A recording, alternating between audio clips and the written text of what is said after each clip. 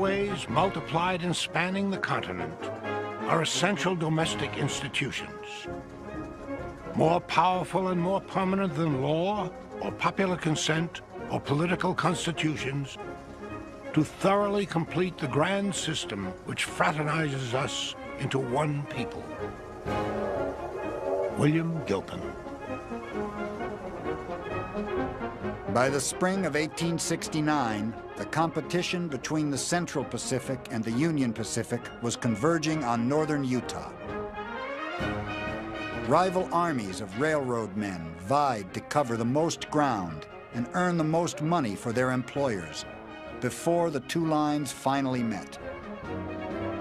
They tried to outdo one another, first laying 5 miles of track in a single day, then 6, then 7, and then 10 miles. A pace of railroad building such as the world had never seen. No fixed rendezvous point had ever been established. Grading crews for the two companies, working far ahead of the track layers, passed each other in opposite directions and pushed on for hundreds of miles, sometimes working so close to one another that explosions set off by one work gang spattered its rivals with dirt. Finally, the government intervened and picked Promontory Summit, 56 miles west of Ogden, as the place where the two lines would meet. The race across the West was coming to a close at last. On May 10, 1869, everything was ready. A telegrapher stood by to signal to both coasts and all points in between the driving of the final spike. To everybody, keep quiet. When the last spike is driven at Promontory Point, we will say done. Don't break the circuit, but watch for the signals of the blows of the hammer. We understand. All are ready in the east.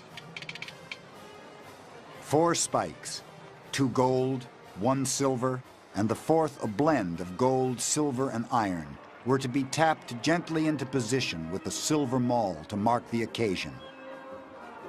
And then a final spike, an ordinary one, but wired to the telegrapher's key, was to be hammered into the ground. Almost ready. O Father, Hats off. Prayer is God being of our offered. fathers, we desire to acknowledge thy handiwork in this great work. The spike will soon be driven. Upon us here assembled, and that mighty enterprise may be unto us as the Atlantic of thy strength and the Pacific of thy love.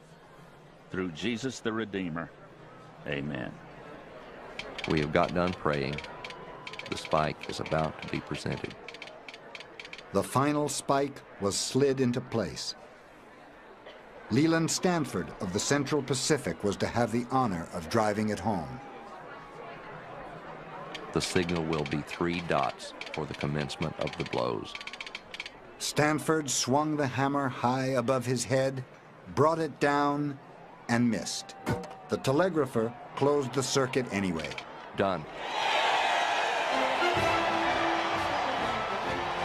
In Washington, a great cheer went up from the big crowd in front of the telegraph office, and an illuminated ball dropped from the dome of the Capitol.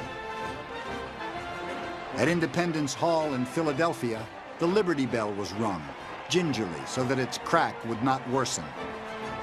And in San Francisco, a huge banner was unfurled that proclaimed, "California annexes the United States."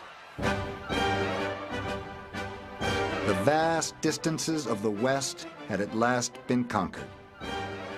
A journey that had once taken months could now be accomplished in a matter of days.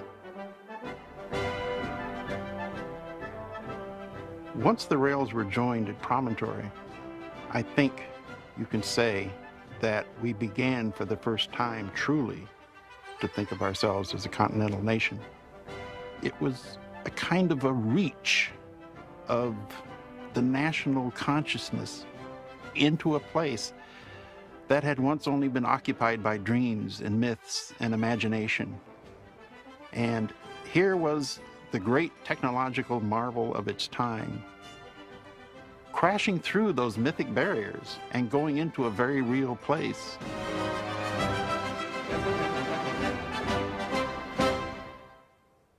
That moment at Promontory Point is a moment of tremendous significance because on either side of that moment were vastly different worlds, radically different worlds. It foretold the whole story of technology, the coming of the machine.